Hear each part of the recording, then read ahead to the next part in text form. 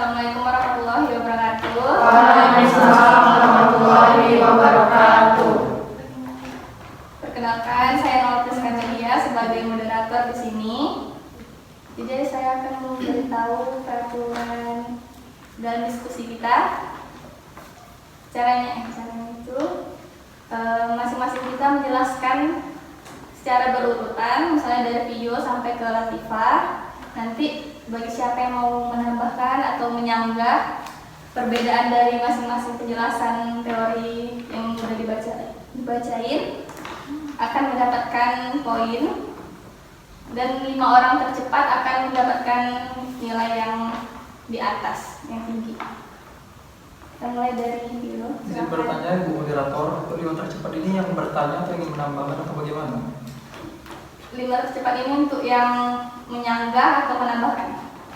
Thank you, Bu Moderator. Nanti perebutan poin untuk yang bertanya dan menjawab. Oke. Silakan Vio. Baiklah, aku akan membacain tentang biografi dari Rollo May. Teori psikologi eksistensial dari Rollo May.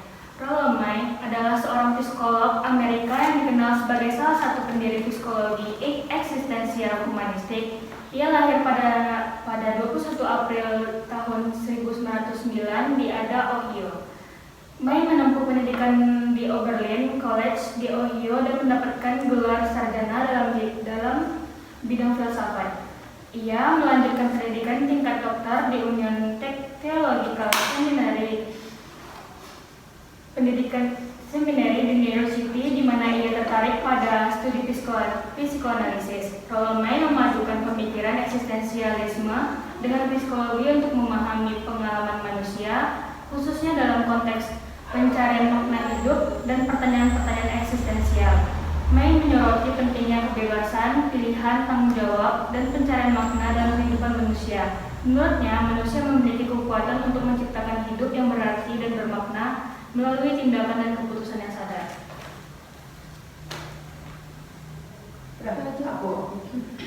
Psikologi eksistensial Rollo May adalah sebuah pendekatan yang sering digunakan dalam dunia klinis. Rollo May adalah seorang terapis yang pernah bekerja di William Alanson White Institute of Psychiatry atau selama bertahun-tahun menjadi terapis. Selama bertahun-tahun menjadi terapis, May sangat dipengaruhi oleh aliran eksistensialisme. May menemukan sudut pandang baru tentang manusia. Pendekatannya didasarkan pada pengalaman klinis yang terjadi pada individu. May melihat manusia tinggal dalam dunia yang penuh pengalaman masa kini dan akhirnya bertanggung jawab terhadap diri mereka selanjutnya. Psikologi eksistensial didasarkan dari tulisan-tulisan karya seorang filsuf dan teolog dari Jerman bernama Søren Kierkegaard. Kierkegaard memandang manusia bukanlah sebuah objek yang menentang persepsi subjektif sebagai satu-satunya realita yang dimiliki seseorang. Dia juga menekankan keseimbangan antara kebebasan dan tanggung jawab. Yang berarti manusia memiliki kebebasan dalam bertindak dengan memperluas kesadaran dirinya dan mengambil tanggung jawabnya atas tindakannya. Untuk mendapatkan kebebasan dan tanggung jawab, manusia harus melepas kecemasannya dan bertanggung jawab atas takdirnya, serta merasakan beban dari kebebasan dan rasa sakit dari tanggung jawabnya. Dalam dunia klinis, terutama terapis, psikologi eksistensial sering digunakan untuk menangani beberapa permasalahan atau gangguan. Konsep yang diyakini mengarahkan akan pentingnya menemukan kembali hakikat diri dan keberadaan di dunia. Pendekatan eksistensial May dalam proses konseling klinis yaitu membantu klien menemukan makna. Individu didorong untuk mendekati potensinya agar bisa hidup secara otentik. Oleh karena itu, akan tumbuh perasaan mengakui dan menerima diri secara positif. Hal ini membuat individu dapat memaknai hidupnya secara baik berdasarkan Paulson dan Ergenhan 2011. Sepintas tentang psikologi eksistensial. Setelah Perang Dunia Kedua itu eksistensialisme mulai menjamah ke seluruh penjuru Eropa dan segera menyebar ke Amerika Serikat. Pada awalnya sebagai gerakan perlawanan Prancis terhadap pendudukan Jerman kala itu. dengan 2 juru bicara, Serge Bolan, Sorbonne Prancis, serta kamus sastrawan yang kemudian terkenal dengan novel dan karya sastranya. Eksistensialisme yang berorientasi pada pembebasan manusia dari setiap belenggu dan menjadikannya objek, atau dalam konteks Prancis saat itu sebagai objek penindasan Jerman, memiliki kesamaan visi dengan psikologi, hendak membebaskan diri dari sains positivistik dan deterministik. Psikologi ini mengambil inspirasi dari eksistensialisme untuk menganalisis setiap tindakan manusia, kemudian dikenal dengan psikologi eksistensial. Psikologi eksistensial mengadopsi ontologi Heidegger terkait eksistensi manusia. Hal itu dianggap mungkin bagi eksistensialisme masuk ke dalam psikologi. Manusia dalam pandangan Rollo May. Secara umum, pandangan Rollo May mengenai manusia terangkum dalam pandangan ontologisnya mengenai individu. May membuat beberapa asumsi ontologis dan filosofis tentang apa artinya menjadi seorang manusia. Pertama, ia menganggap bahwa semua organisme hidup berpotensi berpusat pada diri sendiri dan berusaha untuk mempertahankan pusat itu. Dalam psikoterapi, pasien yang terlihat dalam upaya tersebut. Kedua, manusia memiliki kebutuhan dan kemungkinan akan keluar dari keterpusatan untuk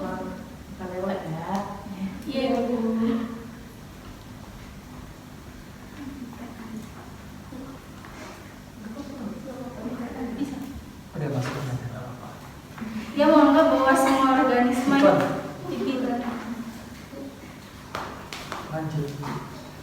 Kedua, manusia memiliki kebutuhan dan kemungkinan akan keluar dari keterpusatan untuk berpartisipasi dengan orang lain. Ini mencakup risiko. Ilustrasinya dalam psikoterapi adalah ketika berjumpa dengan terapis. Yang ketiga, May menunjukkan bahwa penyakit adalah sebuah metode untuk seorang individu agar berusaha mempertahankan dirinya untuk menjadi sebuah strategi untuk bertahan hidup. Walaupun metode tersebut dapat membatasi dan menutup potensinya untuk mengembangkan pengetahuan dan tindakannya.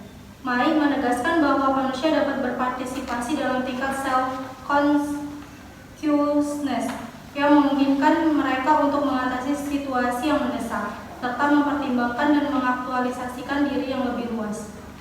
Asumsi ontologis ini dapat memberikan kita dasar struktural ilmu kepribadian. Mereka mendahului aktivitas analisis dan pada gilirannya, kegiatan analisis dapat membantu kita untuk menerangi mereka.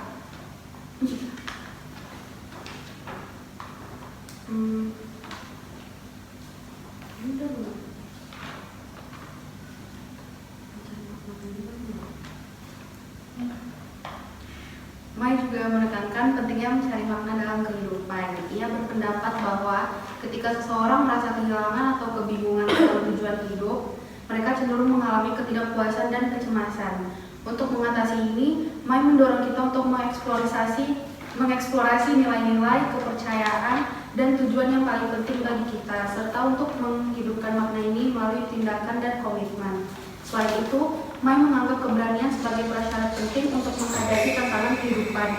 Menurutnya, keberanian bukan berarti ketiadaan rasa takut, tetapi kemampuan untuk bertindak meskipun kita merasakan ketakutan. Dia berpendapat bahwa kita harus memiliki keberanian untuk mengambil risiko, mengambil ketidakpastian, dan bertanggung jawab atas keputusan kita sendiri. Adapun tipe kepribadian dari Rollo May itu ada yang pertama neopuritan, yaitu dimiliki seseorang ketika semuanya adalah kehendak, bukan cinta. Orang dengan tipe ini menjunjung tinggi disiplin diri dan perfeksionis. Yang kedua ada infantil atau penghayal, memiliki keinginan-keinginan namun tak memiliki kehendak. Orang dengan tipe ini dipenuhi mimpi dan hasrat tanpa memiliki disiplin diri untuk mewujudkannya. Orang ini bergantung pada orang lain dan mudah kompromi dengan keadaan. Yang ketiga ada kreatif, yaitu tipe penyeimbang dari dua tipe sebelumnya. Pengertian eksistensi. Konsep eksistensi dapat diartikan sebagai sebuah proses untuk memunculkan atau proses untuk menjadi. Manusia mendapatkan kebebasan untuk bertindak dan bertanggung jawab atas tindakannya. Manusia mencari arti kehidupan mereka, seperti siapa saya, apakah hidup layak untuk dijalani. Eksistensi lebih dahulu daripada esensi. Eksistensi artinya muncul atau menjadi, sedangkan esensi diartikan sebagai substansi yang lebih statis dalam pergerakannya.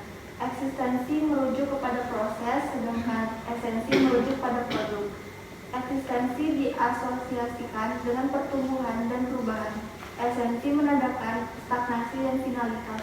Ini menunjukkan tidak ada kebenaran atau realitas, kecuali kita berpartisipasi di dalamnya.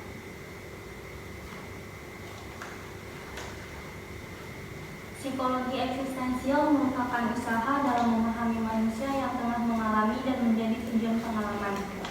Dalam eksistensial, diri diletakkan sebagai sesuatu yang sentral bersama kebebasan. Manusia bisa memilih serta bertindak berdasarkan pilihannya. Diri adalah daya yang dengan itu manusia mengetahui setiap tindakannya. Karena ia daya, maka harus dirawat karena jika telah hilang akan menimbulkan kecemasan. Kecemasan sendiri merupakan efek dari kondisi manusia yang kehilangan dirinya. Oleh karena itu harus dihayati bukan dihindari. Penghayatan dilakukan manusia dengan kebebasan. May dengan konsep diri sebagai daya yang memberi manusia kemampuan mengatasi setiap persoalan yang sedang dihadapi. May mendefinisikan kecemasan sebagai kondisi subjektif ketika seseorang menyadari bahwa eksistensinya dapat dihancurkan dan ia bisa menjadi bukan apa-apa. Lalu May juga mengatakan bahwa kecemasan adalah bagian memusingkan dari kebebasan. Jadi kebebasan tidak bisa datang tanpa adanya kecemasan, begitupun sebaliknya.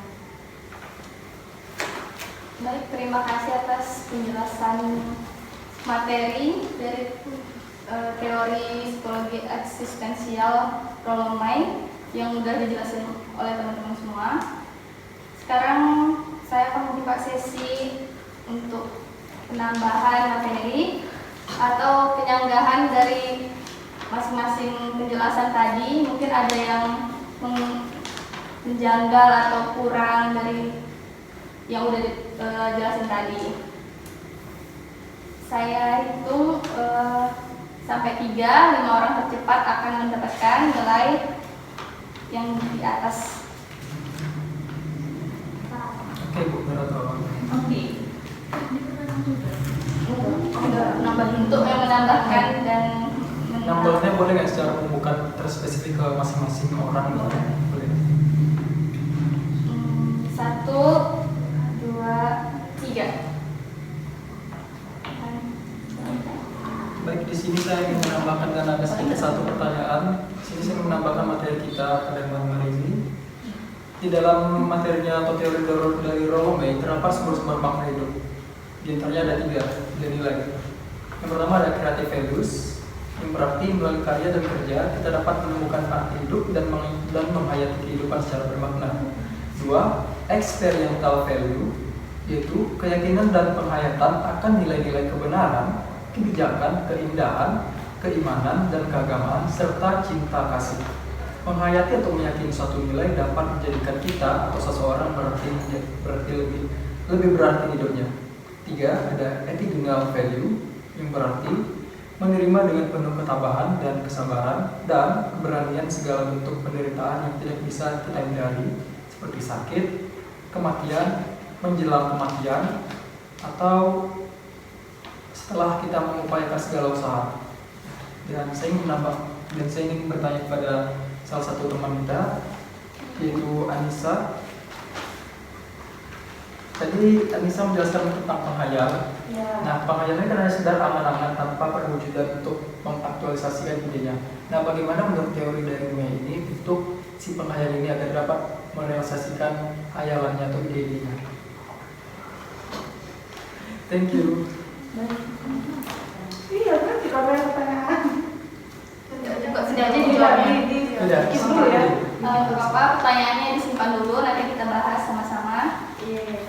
Selanjutnya untuk orang kedua yang ingin menambahkan dan atau menyanggah, saya hitung 1, 2, 3. Ulang. 1, 2, 3. Baik, di sini saya akan menambahkan materi. Jadi dapat dikatakan bahwa eksistensialisme ini adalah modus berada manusia yang sadar akan dirinya. Persoalan ini tidak akan banyak dibahas oleh para filsuf eksistensialisme sebelum May. Walaupun ada, itu hanya sebatas penggalan kecil saja. Tapi belum sampai pada kesimpulan bahwa ia adalah masalah mendasar bagi eksistensi manusia. Sebagai seorang eksistensialis yang juga psikolog, May tidak pernah melewatkan perspektif psikologi untuk menjelaskan konsepnya tentang diri, seperti istilah-istilah teknis dalam psikologi seperti incest, perkembangan diri, tali pusat psikologi, dan lain sebagainya. Jadi, yang membedakan May dengan filsuf-filsuf lainnya itu terletak pada kemampuannya dengan mengurai persoalan diri yang cenderung dilupakan pada abad modern, akhirnya menimbulkan cemas yang berkelanjutan. May juga mampu melacak akar permasalahan eksistensi manusia modern ternyata terletak pada kelupaan akan dirinya sendiri, sehingga ia hilang bahkan terlupakan. Kehilangan kontak dengan alam, pusat nilai bersama, sampai kehilangan kemampuan memaknai tragedi. Setelah membuat manusia mengalami momen kecemasan amat hebat, maka sebetulnya menurut penulis, konsep diri Rollo May ini bisa menjadi alternatif dalam menyikapi kondisi seperti kasus COVID-19 yang pernah berlangsung dulu, tetapi tetap tegar meski dalam kondisi yang kaos merupakan pilihan untuk hidup dan tidak melakukan bunuh diri psikologis. Itu upaya untuk mengakhiri hidup karena tidak kuat dengan keadaan. Dalam hal ini, kepercayaan diri untuk tetap bertahan di tengah gempuran pandemi itu menjadi wujud bagi manusia kuat dan eksis di dunia. Terima kasih Putri, bagus untuk penampilannya. Selanjutnya untuk orang ketiga yang ingin menambahkan. Saya hitung 1, 2, 3. 1, 2, 3.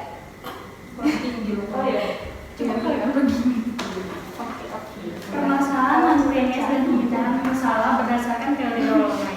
Pertama, krisis makna. Banyak orang mengalami kebingungan atau perasaan kehilangan arah dalam hidup mereka. Teori eksistensial May menekankan pentingnya menemukan makna dan tujuan dalam hidup dan bisa melakukan refleksi pribadi, mengeksplorasi nilai-nilai dan minat, dan tindakan konsisten dengan apa yang mereka anggap berarti. Yang kedua, kebingungan identitas. Menekankan bahwa individu memiliki kebebasan untuk membentuk identitas mereka sendiri melalui pemahaman diri yang mendalam, eksplorasi minat, dan individu dapat membentuk identitas otentik dan bermakna. Yang ketiga, kecemasan dan ketidakpastian. Individu diajak untuk menghadapi kecemasan dan ketidakpastian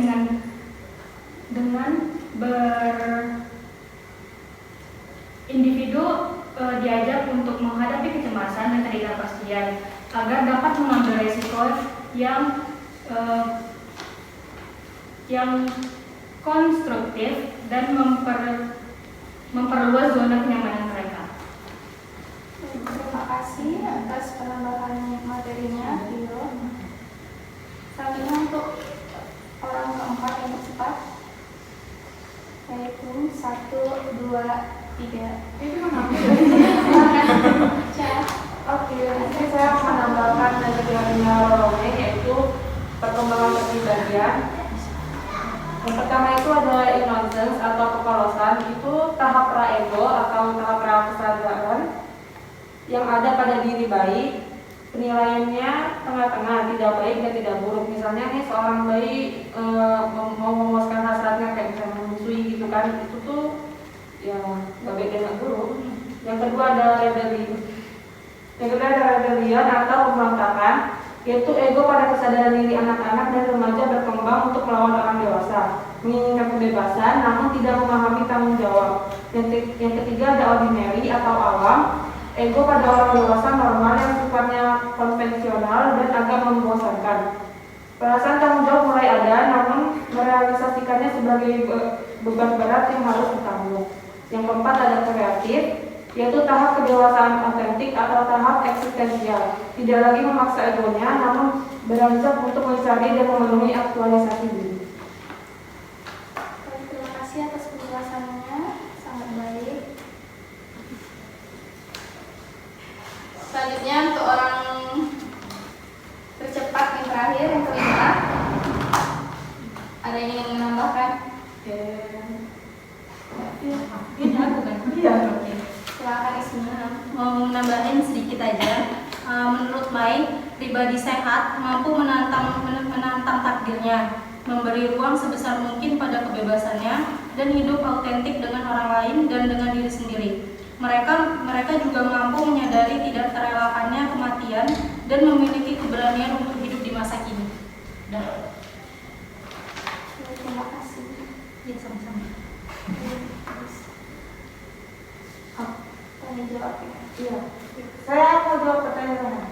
Sebentar. Apa namanya? Buka sesinya. Sabar, sabar, Sabar. Terima kasih atas penambahan dan penyanggahan materi yang telah disampaikan tadi. Selanjutnya saya buka sesi tanya jawab. Dan tadi ada pertanyaan dari Rehan. Kita persilakan dulu pertanyaan dari Rehan tadi untuk dijawab oleh Anissa. Silakan Bu Anissa. Jadi saya akan menjawab pertanyaan Rehan. Bagaimana cara mengatasi tipe penghayal di teori ini? Yaitu dengan melakukan konseling eksistensial, membuat orang itu sadar akan hal-hal positif dari dirinya, seperti potensi, tujuan, harapan, dan keyakinan. Selain itu, konseling eksistensial membuat orang itu melakukan kegiatan yang dapat mengembangkan dirinya ke arah yang lebih positif. Apakah bisa diterima? Oke, mantap. Terima kasih. Oke. Bisa diterima Rehan atau Sip, ada mantap, yang- moderator. Oke, selanjutnya untuk penambahan poin, jika ada yang ingin bertanya boleh bertanya ke siapa aja, nanti yang menjawab juga bisa dapat poin. Kalau nanya ke semuanya terus Boleh, ditanya. Karena ini sistemnya perebutan poin ya. Oke, hitung 1, 2, 3. Cepet sekali. Silakan. Oh iya.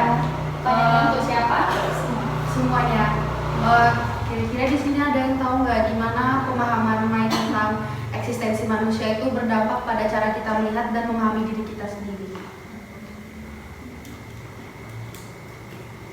Sudah jelas pertanyaannya? Berdampak apa? Iya. Boleh diulang sekali lagi Kak apa?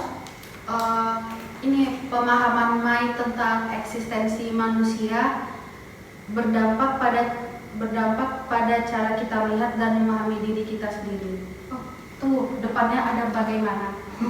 Bagaimana? Bagaimana pemahaman Mai tentang eksistensi manusia berdampak pada cara kita melihat dan memahami diri kita sendiri. Apa enggak dia? Iya. Oke, dari pertanyaan tadi ada yang ingin menjawab untuk menambah poin? Kalau nggak ada yang Silakan jawab, cari jawaban. dapat double point aku. Mau enggak ada yang jawab, aku yang jawab. Biar aku yang jawab sendiri. Bagaimana pemahaman Mai?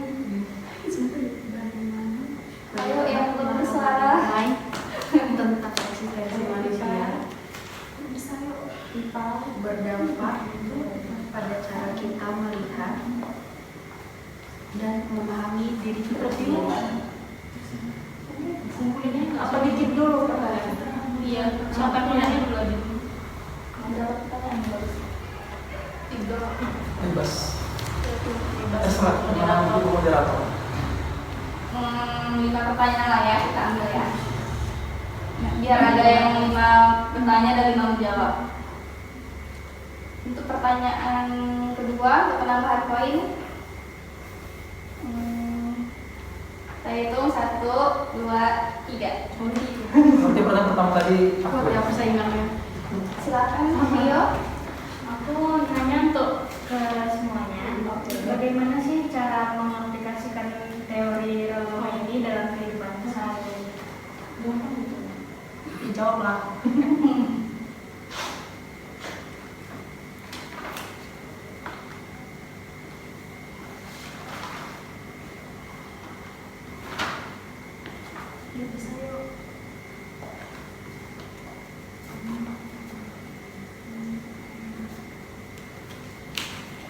menjawab?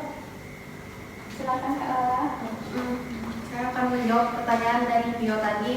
Pertanyaannya kan cara mengaplikasikan teori eksistensial May dalam kehidupan.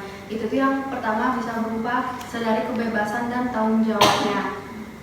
Itu tuh kayak mulai dengan menyadari bahwa kita memiliki kebebasan untuk membuat pilihan dalam hidup. Terus kita juga mengenali bahwa kita bertanggung jawab atas pilihan dan tindakan kita adalah langkah penting dalam menerapkan teori eksistensial May. Terus yang kedua juga bisa dengan hadapi kecemasan dan ketidakpastiannya. Kita harus menerima bahwa kecemasan dan ketidakpastian adalah bagian tidak terpisahkan dari kehidupan. Alih-alih mencoba menghindarinya atau menekan perasaan tersebut, hadapi aja dengan jujur dan terima bahwa kecemasan adalah pengalaman yang normal. Terus pertimbangkan apa yang membuat kita cemas dan pikirkan cara-cara untuk menghadapinya dengan produktif. Kira-kira segitu aja dulu. Dua-duanya bisa dengar bisa. Makasih Kak Lala.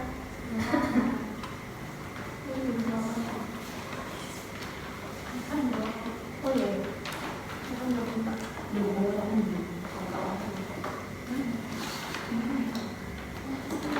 Selanjutnya untuk sesi bertanya untuk orang ketiga. Keempat berarti? Tiga. Satu. Dua. Banyak kan cuma Kak Lala. Jalan tadi. Iya. Tadi tiga. Oh. Tiga. Silakan untuk yang ingin bertanya. Susah aja deh aku. Karena Iya. Kak Lala. Nanti keempat lagi dong. Yang ketiga. Keempat. Oh iya. Kan keren lah Kak Lala. Oh iya. Kak.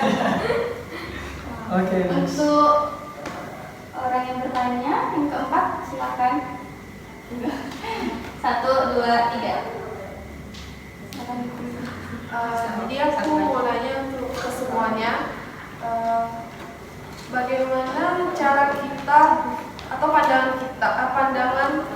bagaimana pandangan eksistensialisme terhadap persoalan alienasi pada manusia? Alienasi manusia. Iya. Pandangan eksistensinya kurang jelas.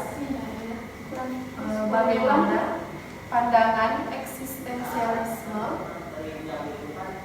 terhadap persoalan alienasi manusia?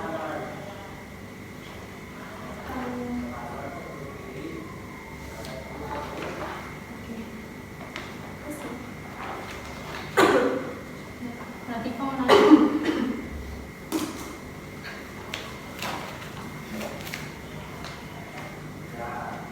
Kita simpan dulu pertanyaannya. Selanjutnya untuk orang kelima yang ingin bertanya. Oke, silakan kita.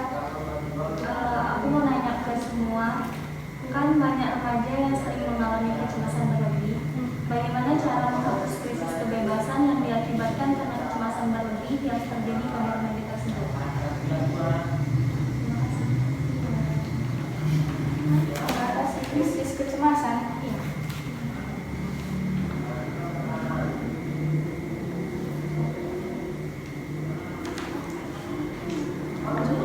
Ini gue udah langsung jawab. Ada yang ingin menjawab pertanyaan dari teman-teman? Silakan Kak. Baik, saya akan menjawab pertanyaan Latifah. Cara menghilangkan kecemasan pada generasi muda saat ini adalah dengan cara mampu menyesuaikan diri dengan lingkungan. Kalau dalam konteksnya bicara dengan lingkungan, ketika kita dapat membaur atau menyesuaikan diri dengan lingkungan, otomatis kecemasan kita untuk berpikiran, oh aku tidak dikenal orang ini, aku asing nih, itu bakal hilang. Jadi dengan kita membaur itu kita bisa menghilangkan kecemasan kita. Nah, kalau dalam konteks berpendapat, kadang ada nih kecemasan kalau kita ingin berpendapat apakah diterima atau disanggah atau bagaimana. Nah, caranya kita harus berpikir seperti ini, bahwasanya kita tuh khususnya di Indonesia kita berada di negara demokrasi, sistem demokrasi. Kita tuh bebas berpendapat dengan sebaik mungkin tanpa menyinggung etnis, agama, suku dan sebagainya. Jadi cara kita adalah bebas, namun dengan cara mematuhi adat kebiasaan, norma dan etika gitu. Oke. Terima kasih Kak. Sebelumnya mau nambahkan sekalian. Bu, untuk sesi pertanyaannya udah Enggak betul jawab ya?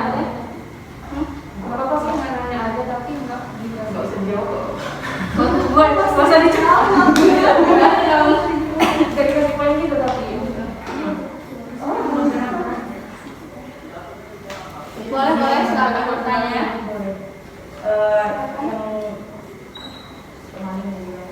Yang Rehan jawab ke Latifa tadi itu sama personal branding masuk nggak ya?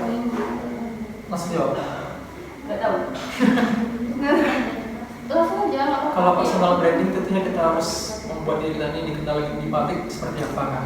Misal di role orangnya kayak gini di publik di sosial media orangnya suka menginspirasi orang, suka memberi hal-hal positif. Nah, kalau misalnya itu kita cari korelasinya ada, karena yang kita menggunakan sosial media kita untuk men-share beberapa hal yang kita lakukan itu termasuk dalam kebebasan. Dan ini bisa menghilangkan kecemasan kita untuk takut dikatakan orang, oh kenapa sih dia mesti bisa kebebasan untuk berpendapat di sosial media atau secara langsung, itu bisa menghilangkan kecemasan. Jadi personal branding ini kurang sangat ada yang pertanyaan Latifah. Berarti itu masuk ke implikasi teori ini nggak? Masuk, karena kita berbicara kebebasan yang membahas ditambah dari kata tadi dan juga cara kita menghilangkan kecemasan menurut aplikasi teori dari bank kita. Oke. Ya, jawab pertanyaan dari itu. Silakan. Silakan. Begini silakan menjawab pertanyaan dari Putri. Bagaimana pandangan eksistensialisme terhadap persoalan alienasi manusia?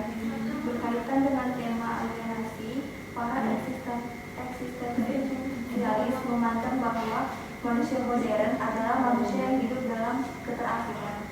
Dalam keterasingannya, segala pikiran, sikap, atau tindakan akan diikuti oleh kesepian, kekosongan jiwa, maupun kecemasan. Terima kasih Safa. Juga percaya ke Allah.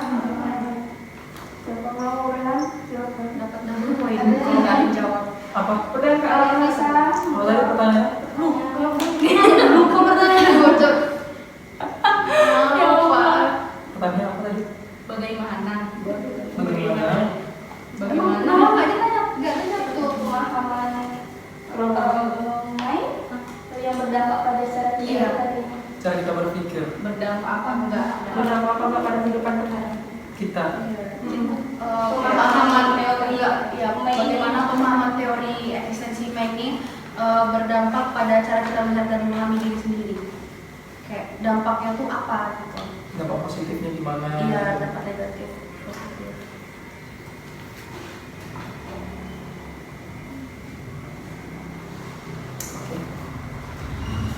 Ini nggak apa-apa. Jadi menambahkan ke moderator dapat menjawab pertanyaan Kak Lala. Jadi bagaimana teori berdampak pada kehidupan kita, yaitu pada bagaimana cara kita mengenali atau menemukan jati diri kita hidup di dunia ini sebagai apa. Nah, ketika kita mampu menemukan hakikat kita untuk hidup di dunia ini, kita mampu melakukan hal-hal positif untuk mengaktualisasi mimpi-mimpi kita, kegiatan-kegiatan kita ke depannya, ataupun cara kita bebas untuk memilih tujuan hidup kita ke depannya. Jadi pada intinya adalah teorinya itu berdampak pada hakikat kita di dunia. Apa sih tujuan kita hidup di dunia ini dan apa sih yang harus kita lakukan?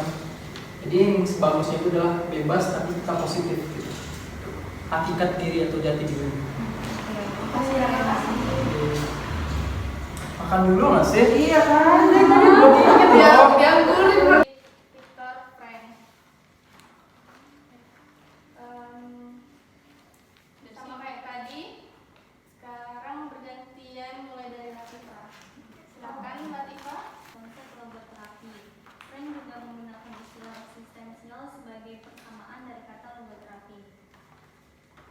Kata logo sendiri berasal dari bahasa Yunani yang berarti makna atau meaning dan juga rohani atau spirituality. Sedangkan terapi sendiri adalah penyembuhan atau pengobatan. Dan logoterapi merupakan terapi psikologis bagi orang-orang yang kehilangan arti kehidupannya.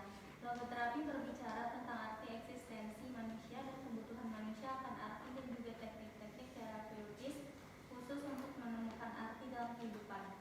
Eksistensi diri menurut Frank hanya dapat ditemukan ketika seseorang berupaya memahami makna dalam hidupnya, yaitu ketika seseorang menyadari dalam dirinya memiliki suatu hal yang unik dan berbeda dari orang lain yang hanya ada pada dirinya sendiri dan tidak akan terdapat dalam diri orang lain.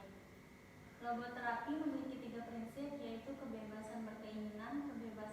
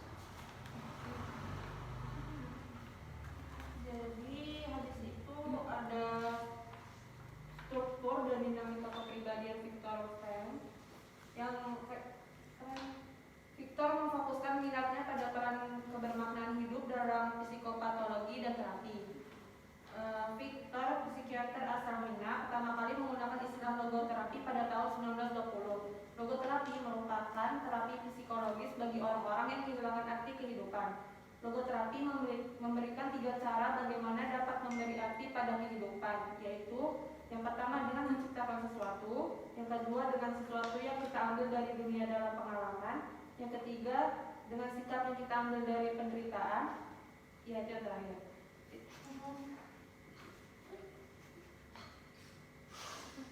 Ya, teori kepribadian ini bukan berorientasi pada masa lalu seperti psikodinamik dan aduh maaf ya.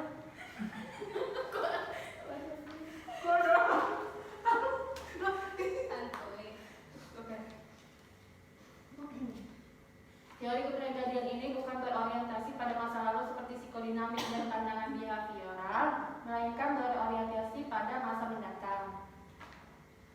Oke, di sini faktor-faktor yang mengaruhi kebermaknaan hidup menurut Frankl dia berpendapat bahwa manusia mampu menemukan kebermaknaan hidup melalui tendensi diri. Sebentar, ada kesalahan tadi. Salah satunya dengan mengambil ajaran-ajaran agama yang diterapkan pada sebuah kehidupan. Manusia dapat menemukan makna melalui realisasi nilai-nilai manusiawi yang meliputi yang pertama itu ada nilai-nilai kreatif. Menurut Frankl, nilai-nilai kreatif adalah apa yang diberikan individu pada kehidupan. Nilai-nilai ini diwujudkan dalam aktivitas yang kreatif dan produktif, biasanya berkenaan dengan suatu pekerjaan. Yang kedua ada nilai-nilai pengalaman. Nilai-nilai pengalaman menurut Frankl adalah apa yang diterima oleh individu dari kehidupan. Misalnya menemukan kebenaran, keindahan, dan cinta. Nilai-nilai pengalaman dapat memberikan makna sebanyak nilai-nilai dari cinta. Yang ketiga ada nilai-nilai sikap. Nilai-nilai sikap adalah sikap yang diberikan individu terhadap kodrat-kodrat yang tidak dapat diubah, seperti penyakit, penderitaan, atau kematian. Situasi-situasi buruk yang dapat memberikan keputusasaan dan tanpa harapan dapat memberikan kesempatan yang sangat besar bagi individu untuk menemukan makna hidupnya. Selain 3 hal di atas yang saya sebutkan tadi, ada juga sumber-sumber hidup bermakna yang lain, yaitu yang pertama preoccupation, yaitu sibuk dengan diri sendiri. Yang kedua ada individualism, yaitu makna hidup diperoleh melalui prestasi, aktivitas, dan waktu luang. Yang ketiga ada collectivism, makna hidup dapat diperoleh melalui tradisi, kebudayaan, dan norma-norma sosial. Yang keempat ada self-transcendence, makna hidup dapat diperoleh dengan menghayati nilai-nilai, ide-ide, aktivitas keagamaan, dan menolong sesama. Oke, selanjutnya teori logoterapi Frank mempunyai 2 macam teknik, antara lain pertama intensi paradoksal, yaitu teknik yang digunakan melalui potensi fakta manusia, bahwa ketika manusia berada pada situasi takut, ketakutan yang ditakuti itu bisa saja terjadi. Yang kedua, the reflection, yaitu kemampuan manusia dalam melakukan harapan yang berlebihan berujung pada kekecewaan. Konsep yang diusung oleh Frank lebih dominan menekankan pada hati nurani manusia sebagai bukti integritas manusia. Bagaimana manusia atau individu memainkan atau memerankan sisi intuitifnya dalam kehidupan yang bersifat kepribadian. Menurut pendekatan humanistik, manusia diibaratkan sebagai tumbuhan yang mempunyai kecenderungan bawaan untuk tumbuh. Kecenderungan ini disebut dengan aktualisasi diri dan diasumsikan bahwa lingkungan orang mendukung pertumbuhannya, dan aktualisasi diri berjalan tanpa interferensi. Kaum humanis juga mengasumsikan bahwa manusia pun membutuhkan hal-hal tertentu untuk hidup, seperti halnya tanaman membutuhkan sinar matahari, manusia pun juga membutuhkan perhatian yang positif. Seperti halnya penelitian yang dilakukan oleh Ratna tentang memahami watak samaan melalui keluarga gerilya menggunakan pendekatan logoterapi Frank. Hal ini menunjukkan bahwa tokoh samaan di bawah belenggu penjajah Belanda mempunyai tekad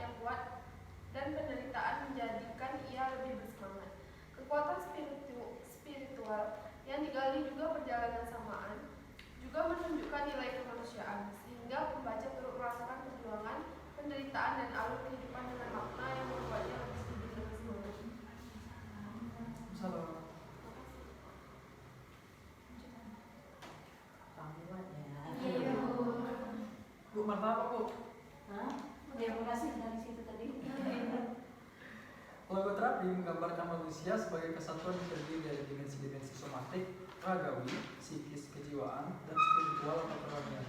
Atau bisa kita sebut dengan unitas yang terdiri dari 3 aspek, biologi, psikologi, dan spiritual. Struktur teori terdiri dari unsur internal, eksternal, dan transendental yang saling berkaitan satu sama lain. Logoterapi memberikan 3 cara kita bagaimana agar dapat memberi arti pada kehidupan kita. Yang pertama, dengan menciptakan sesuatu. 2, dengan sesuatu yang kita ambil dari dunia dalam pengalaman kita sehari-hari. 3, dengan sikap yang kita ambil dalam penderitaan. Nah, di sini saya ingin menambah sedikit permasalahan non-klinis dan cara pemecahannya. Permasalahan non-klinisnya adalah hidup kurang berarti atau bermakna. Menurut teori dari Frank, cara pemecahannya adalah dalam creative values melalui karya dan kerja, kita dapat menemukan arti hidup dan menghayati kehidupan secara bermakna. Dengan cara bekerja dan berkarya, kita dapat memahami makna ke dalam kehidupan kita. Bahwasanya ketika kita berkarya dan bekerja, kita dapat mewarnai hidup kita lebih baik lagi, menghiasi diri kita, menghiasi kehidupan kita layaknya sebuah pelangi. Udah. Logoterapi percaya bahwa perjuangan untuk menemukan makna dalam hidup seseorang merupakan motivator utama orang tersebut. Oleh sebab itu, Viktor Frank dalam Taman 2007 menyebutnya sebagai keinginan untuk mencari makna hidup, yang sangat berbeda dengan prinsip kesenangan atau lazim dikenal dengan keinginan untuk mencari kesenangan, yang merupakan dasar dari aliran psikoanalisis Freud, dan juga berbeda dengan will to power, keinginan untuk mencari kekuasaan, dasar dari aliran psikologi Adler yang memusatkan perhatian pada striving for superiority atau perjuangan untuk mencari keunggulan. Orang yang hidupnya terus-menerus mencari kenikmatan akan gagal mendapatkannya karena ia memusatkannya pada hal-hal tersebut. Orang itu akan mengeluh bahwa hidupnya tidak mempunyai arti yang disebabkan oleh aktivitasnya yang tidak mengandung nilai-nilai yang luhur.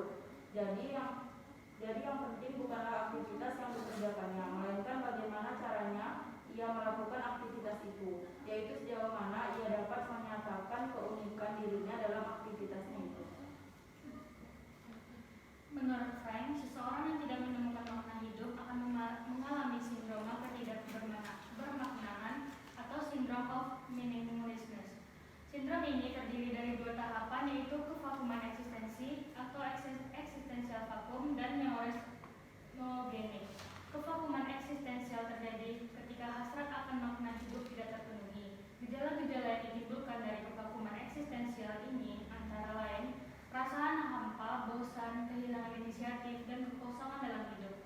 Fenomena ini merupakan fenomena yang menonjol pada masyarakat modern saat ini.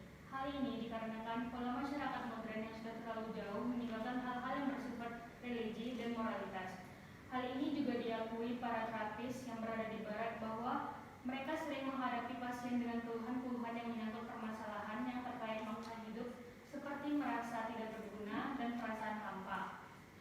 Yang kedua ada neurosnogenik, merupakan sebuah simptomologi yang berakar kevakuman eksistensialis. Frank menerangkan bahwa neuros ini terjadi apabila kevakuman eksistensialis disertai dengan simptom klinis. Di sini permasalahan patologis tersebut berakar pada dimensi spiritual dan neurologis yang berbeda dengan neuros somatogenik atau neuros yang berakar pada fisiologi maupun neuros psikogenik, neuros yang berakar pada permasalahan psikologis.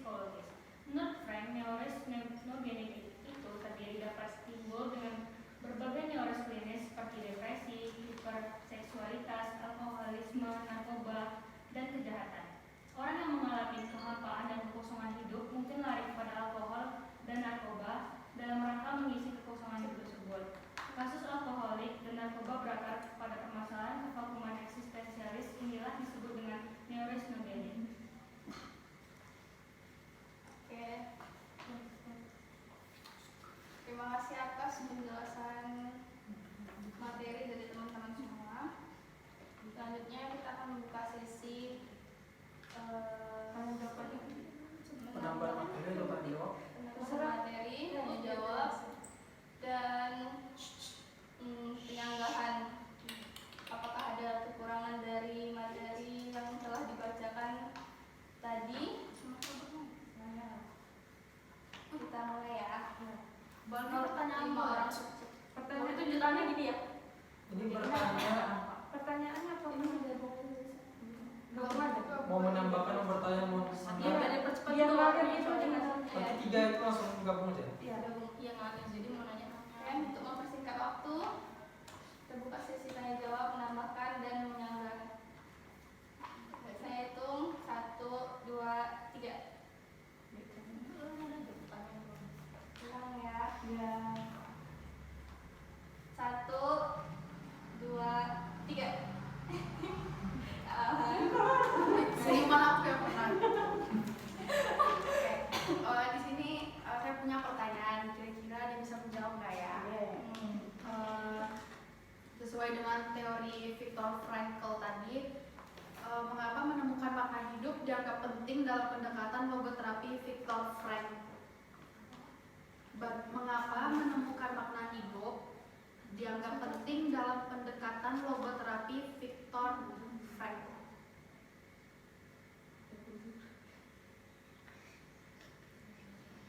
Kalau teman-teman ada yang tahu jawabannya boleh di-share ya. Langsung atau gimana? Kita tampung dulu pertanyaannya ya. Untuk orang kedua yang ingin menambahkan atau bertanya atau menjawab pertanyaan tadi, saya hitung sampai 3. 1, 2, 1, 2, 3. Baik, sebelumnya terima kasih kepada moderator. Saya ingin menambahkan materi kita pada kesempatan kali ini. Penambahannya adalah aplikasi teori pada praktik psikologi. Dalam proses terapi, klien diperlihatkan bagaimana membuat hidup menjadi penuh arti dengan the experience of love. Pengalaman ini membuat klien mampu menikmati ketulusan, keindahan, kebaikan, dan mampu mengerti akan manusia dengan keunikan-keunikan pribadinya masing-masing. Dengan demikian, diharapkan klien dapat melihat bahwa penderitaan mungkin sangat berguna untuk membantunya dalam mengubah sikapnya dalam kehidupan. Tujuan dari logoterapi adalah membangkitkan kemauan untuk bermakna dalam hidup yang bersifat khusus dan pribadi bagi masing-masing orang. Terima kasih atas penambahannya.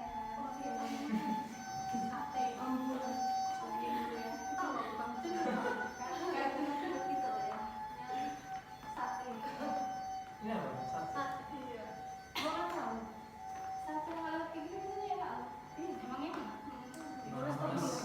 Satu ini 200 tusuk.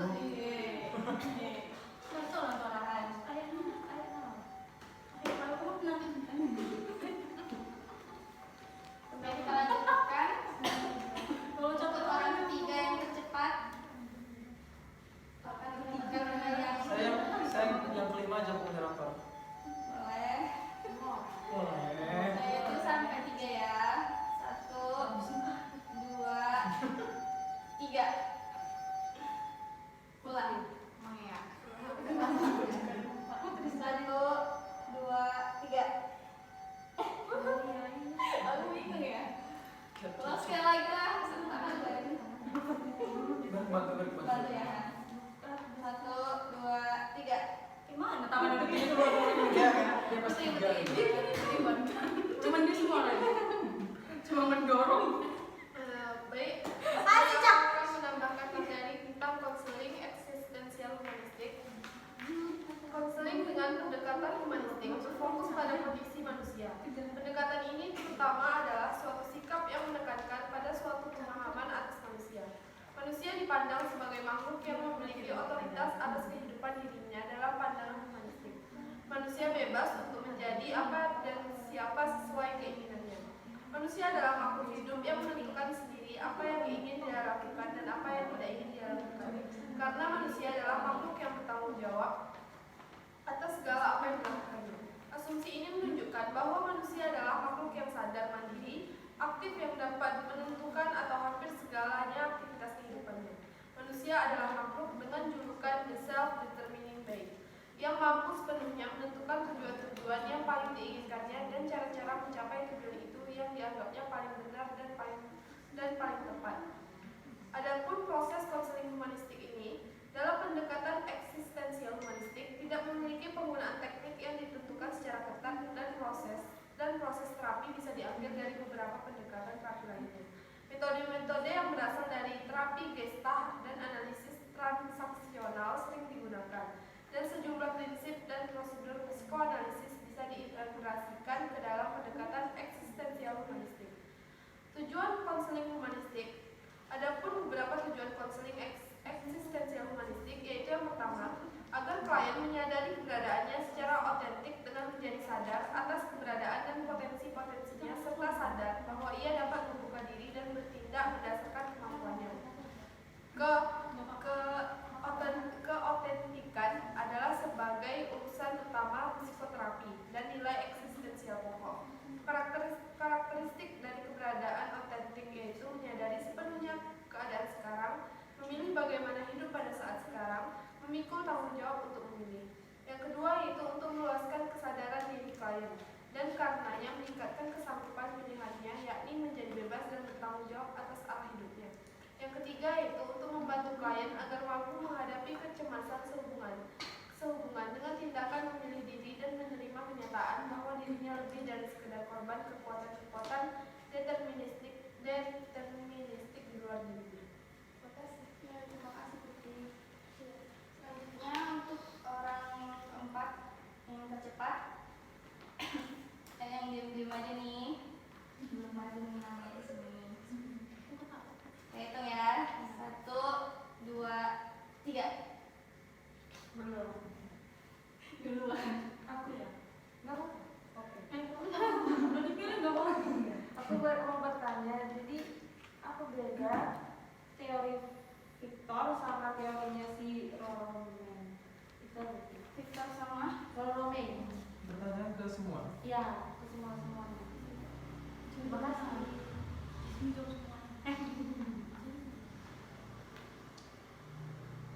terakhir perebutan nilai tertinggi.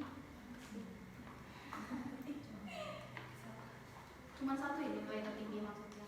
Enggak, ini terakhir yang kelima. Terakhir ya. Hitung 1, 2, 3. Ulang. 1, 2, 3. Tapi kok masih juga? Moderator saya bu. Ini pertanyaannya gampang aja untuk teman-teman semuanya. Menurut teorinya Viktor Frank, bagaimana cara menjadi pribadi yang lebih berorientasi maju dan baik ke depannya? Oke, thank you. Nih yang belum ada kesempatan jawab lah. Kasih kesempatan sih sebenarnya bagaimana menurutnya teori Viktor Frank, bagaimana cara menjadi manusia yang berorientasi maju dan baik ke depannya? Sebenarnya sengaja sih gue bisa bertanya karena bisa bilateral. Oke. Ini aku mau pertanyaan ya, tapi aku nggak dapat nilai kan. Ini untuk menjawab ya. Oke. Dapat poin. Yang diam-diam aja nih. Menurut kalian ada nggak kayak mana kepribadian sehat menurut Viktor Frank ini? Frank nggak? Kepribadian sehat itu gimana? Menurut teori ini? Ada yang ingin menjawab pertanyaannya? Boleh siapa yang menjawab? Pertanyaan dari Kak Lala, mengapa menemukan makna hidup dianggap penting dalam teori Victor?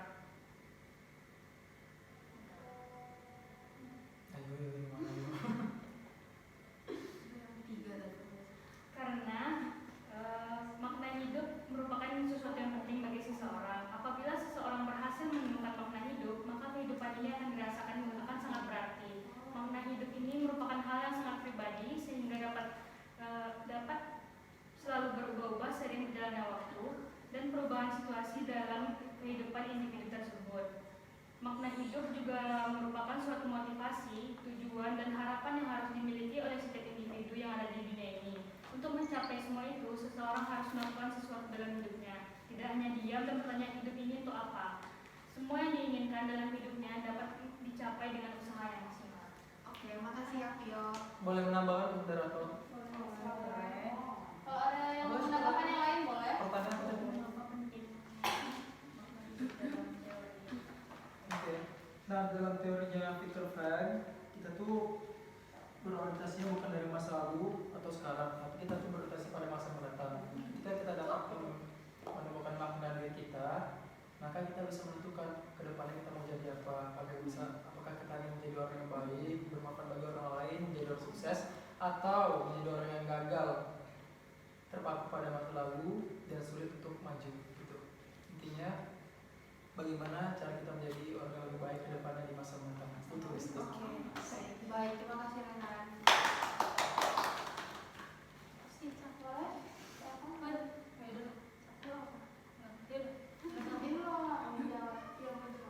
Beda pertanyaan. Di rumah juga siapa? Mau tahu nol? Iya, Beda kapan-kapan. beda. Oke. Gitu. Iya. Beda lah teman-teman lain. Oke. Dengan poin. Iya, dua. Boleh, silakan. Diskusi adalah kita. Menurut Frank, pribadi yang sehat adalah pribadi yang mengatasi diri, yaitu memberikan diri sepenuhnya pada suatu tujuan atau seseorang dan terus-menerus mencari bukan diri kita tetapi arti hidup kita. Terima kasih. Boleh nambahin? Boleh ada yang nambahin? Nambahin dari punya Sapa tadi, dalam bukunya Man's Search for Meaning, Frank menyatakan bahwa dorongan fundamental yang ada dalam diri manusia adalah kemauan akan arti. Tanpa memperoleh arti dari kehidupan, tidak ada alasan untuk meneruskan hidup. Sedang arti hidup itu bersifat unik dan khas bagi tiap individu. Sifat-sifat pribadi yang mengatasi diri antara lain yaitu memiliki orientasi ke depan, memiliki komitmen terhadap pekerjaan, mampu memberi dan menerima cinta, bebas memilih langkah tindakan mereka sendiri dan bertanggung jawab terhadap pilihan tersebut. Terima kasih. Terima kasih. Ada yang ingin menjawab pertanyaan tadi? Aku nak. Ada yang bisa? Bisa ya?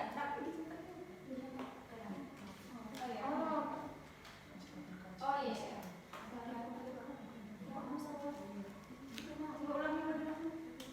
Menurut teori Frank, bagaimana cara kita sebagai manusia menjadi manusia yang lebih baik dan berorientasi maju ke depannya?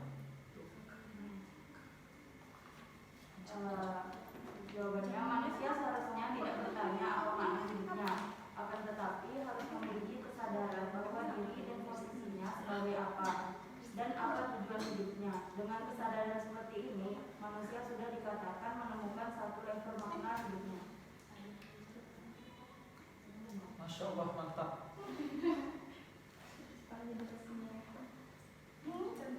kasih. Selanjutnya pertanyaan dari yang tadi. Silakan Tio. Bisa. Ya, aku mau jawab pertanyaan. Oke. Apa perbedaan dari teori Rolomei sama Frank? Teorinya Rolomei, dari teorinya ada yang namanya being in the world dan non-being. Being in the world berasal dari bahasa Jerman yaitu Dasein yang berarti untuk hadir di sana. Banyak orang yang memiliki rasa kecemasan dan kesedihan yang diakibatkan oleh masalah dari diri sendiri atau dunia mereka. Manusia mengalami 3 bentuk being in the world. Yang pertama, amwell, lingkungan sekitar. Yang kedua, midwell, hubungan kita dengan orang lain. Yang ketiga ada agent world, hubungan kita dengan diri sendiri. Yang kedua ada non-being. Non-being adalah kesadaran atas diri sendiri sebagai makhluk hidup yang tumbuh dan berkembang berakibat pada ketakutan dan akan non-being atau kehampaan. Ketakutan atas non-being membuat kita lari dari membuat pilihan, yaitu kita membuat keputusan tanpa mempertimbangkan siapa diri kita dan apa yang kita mau. Contohnya ketakutan akan kematian. Dari teori Viktor Frank mempunyai 3 landasan. Yang pertama kebebasan,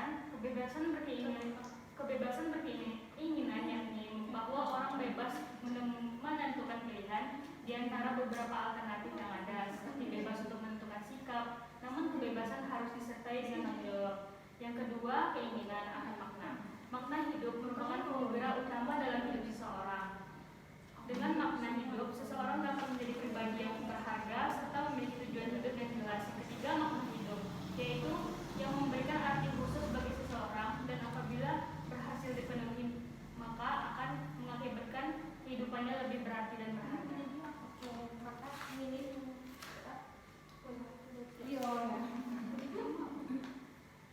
Ya, pertanyaannya udah dijawab semua. Terakhir nih, untuk yang merasa pengen nambah lagi, aku mau ngasih satu ini pertanyaan ya.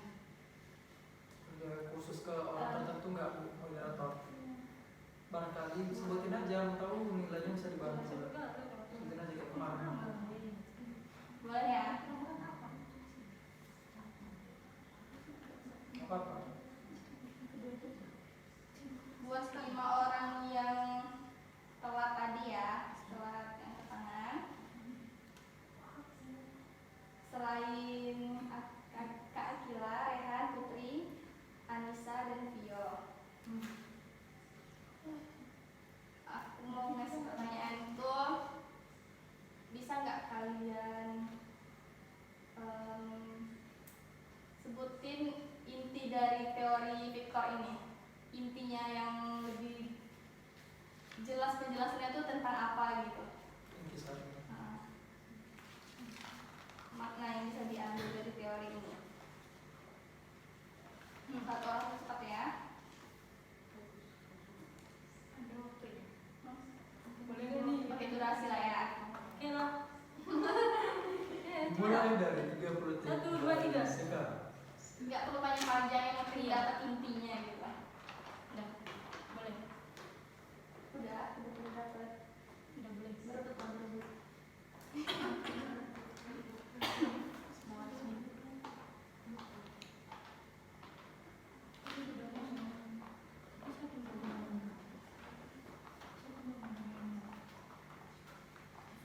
Tika aja. Ayo silakan. Tika belum ada yang mau? Belum ada apa belum? Jawab. Udah Tika aja coba. Ke diri. Apa ya? Diri itu mana jatuh? Aku mau jawab. Oke, silakan Latifah. Friend mengatakan bahwa setiap kehidupan mempunyai makna dalam keadaan apapun dan bagaimanapun itu, termasuk dalam penderitaan sekalipun. Jika ia memiliki hasrat hidup bermakna dalam dirinya, penderitaan tersebut akan menjadi sebuah kebahagiaan tersendiri dalam hidupnya. Oke. Terima kasih atas kesimpulan dari teori ini.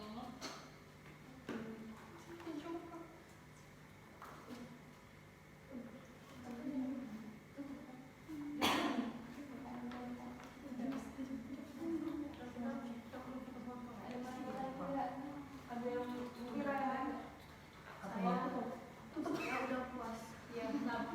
Saya udah Cukup lah, kita tutup sesi diskusi kita hari ini. Terima kasih atas partisipasi semuanya, kerjasamanya.